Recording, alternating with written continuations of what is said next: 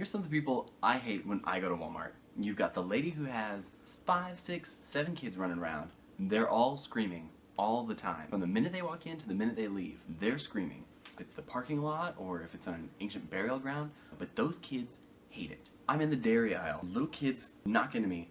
I drop my box of 5 dozen eggs. You know who's cleaning that up? Not this guy. The mom's not gonna clean it up. She's got 12 other kids to take care of. You have too many kids at Walmart at once. Is there no school? Do you not have a babysitter? Do you hate us all? We don't want to deal with your football team worth of children that you've brought into Walmart. Person 2, the old guy in the power suit who has no business being there at 2 o'clock in the morning on like a Tuesday night or something. He doesn't belong at Walmart. He belongs in a dark room somewhere, smoking a big fat cigar, drinking a glass of brandy, trying to figure out how to kill James Bond next. He is an evil villain. He's always buying creepy, weird things too. Jumper cables, I don't know, cucumbers, and half a dozen eggs or something. You don't know what he's gonna do with those things, but you know someone is gonna be miserable because of it. Could be you. PDA teenager. We were all 16 once, but that doesn't mean I want to watch a bunch of 16-year-old kids make out with each other in public. Here I am in the bread aisle trying to pick up some honey wheat,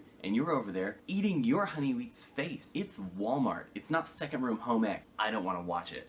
I don't want to be near it. I don't want to come around the corner and think I'm going to throw up because your tongue's halfway down his throat. Seriously guys, I'm sure somewhere there's an empty back seat. You guys should be all over. We've all been there. Walmart has maybe 15, 20 people total in the whole building, and one of them is your arch nemesis. You had this guy in high school. You would never really talk to him. Your friends are kind of his friends, but for some unknown reason, you guys always had terrible beef. This guy hates you, and you don't run into him once. You don't run into him twice. You run into him at every single different part of Walmart you go to. He is everywhere you go. He's behind you in line at checkout. You try to avoid him like the plague. He is there every single time you turn around. So this person probably hates me more than I hate them. The Walmart restocker who refuses to make eye contact with you. We've all seen him. He's not doing it because he's shy or he's had a bad day. He's doing it because he knows as soon as he makes eye contact with you, you're going to come up to him with some stupid question that has nothing to do with the part of the store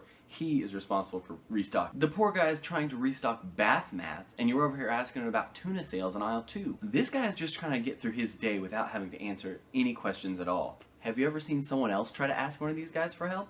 They get close. Excuse me, sir. Excuse me, sir. Before the stalker guy even will acknowledge that they exist. He's made it 10 hours and 55 minutes, and this asshole is here on 5 minutes before his shift ends, asking him questions. My personal favorite thing to do is just walk up to them.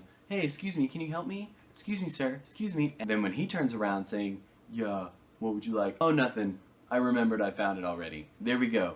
Day ruined. Alright, this last thing isn't a person, but it aggravates me more than any of the other ones on the list. Why do we need McDonald's inside of Walmart? That's a little place to buy food inside of a bigger place to buy food. It's the most redundant Russian nesting doll of all time. What? There's 2 ways you go about it. Hey, I'm walking into Walmart. I know I'm about to be faced with an hour and a half of moving a 10-pound buggy at a reasonably slow pace. You know what sounds really good? A refreshing Diet Coke. Or alternatively, at the end of your trip, man, I sure did just spend $200 on lunch meat and whole turkeys. I better stop for a $7 McDouble, because we all know no shopping trip is complete without 40 chicken nuggets and 16 different dipping sauces that you don't need. Can't forget the large fry, extra salt, extra fries. Those are a couple things I can't stand about Walmart. What's your least favorite thing? Tell me in the comments below. Be sure to like, subscribe. Alright, thanks for just ricking around.